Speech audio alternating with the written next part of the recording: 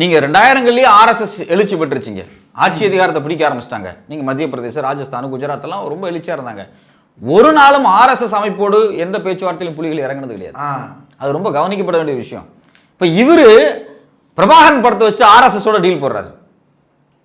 அவர் ஒரு நாளும் அவருக்கு தெரியும் இந்த ஆர்எஸ்எஸும் சரி அங்க பொதுபலா சேனாவும் சரி ரெண்டு மதவாத அமைப்புன்னு அவருக்கு தெளிவா தெரியும், நல்லா தெரியும். இந்த மதவாத அமைப்பு கொலை பண்ணும், அடுத்த இனத்தை கொலை பண்ணும். ஸோ அப்போ அந்த இனவாத மதவாத அமைப்பை அங்க எப்படி நிராகரிச்சாங்களோ அதே மாதிரி ஆர்எஸ்எஸ் இங்க அவங்க நிராகரிச்சிருக்கிறாங்க.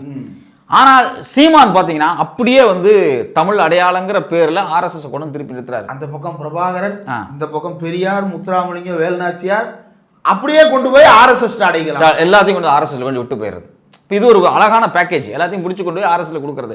வழக்கமா காலங்காலமா பார்ப்பனர்களோ இல்ல வைதிகமோ பண்றதுதான், அவங்கனால களத்துக்கு வர முடியாது. இது மாதிரி ஒரு பீஸ் சிக்கும், இந்த பீஸை வச்சு டேக் ஓவர் பண்ணிட்டு அப்புறம் இந்த பீஸை தட்டி ஒரு ஓரமாக உட்காருங்க. இப்போ நான் என்ன கேட்குறேன், ஏற்கனவே நான் சொன்னதுதான், உன்னை முதலமைச்சராக்கிறதுக்கு பாப்பான் கஷ்டப்பட போறானான்னு கொஞ்சமாவது அறிவு வேணாமா? உன்னை முதலமைச்சர் ஆகிறதுக்கு ஒரு பாப்பா கஷ்டப்படுவானான்னு கேட்குறேன். எனக்கு தெரிஞ்சு தமிழ்நாட்டு வரலாற்றிலேயே தமிழ் தேசியம் பேசுன ஒரு ஆளை ஆர்எஸ்எஸ் கொண்டாடுதுன்னா அது சீமான் மட்டும்தான். மாப்போசியை கூட ஏத்துக்கலாம். மாப்போசி தெரிஞ்சாரு, அவர் வந்து மாப்போசி கூட சமஸ்கிருதம் நல்ல மொழிலாம் பேசுறாரு, இந்தியை ஏத்துக்கலாம்லாம் ஒரு உட்காந்துருக்கு. ஆனா அவர் திமுக கேண்டிடேட்டா நின்று ஜெயிச்சு மாநில உரிமைக்காக கலைஞரோடு கைகோர்த்து நிற்போம்னு கடைசி வரைக்கும் நின்றவர்.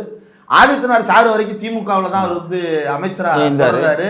இப்ப இப்படி வந்து கலைஞர் தான் மாப்போசிக்கு செலவு வச்சாரு, ஆதித்யநாத்துக்கு செலவு வச்சாரு.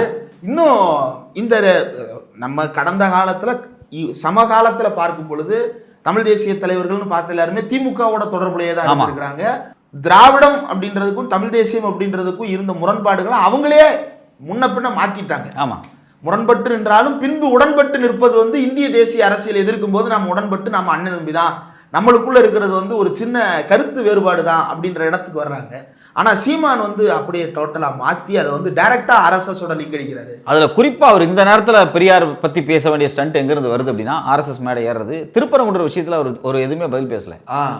ரெண்டாவது பிரஸ் மீட் கொடுக்குறாரு. ரெண்டாவது பிரஸ் மீட்ல ஒரு வார்த்தை சொல்றாரு, தீபம் ஒரு நாள் ஏத்துனா என்ன அப்படிங்கிற மாதிரி பேசினார் அவர். அது யாருமே கவனிக்கல.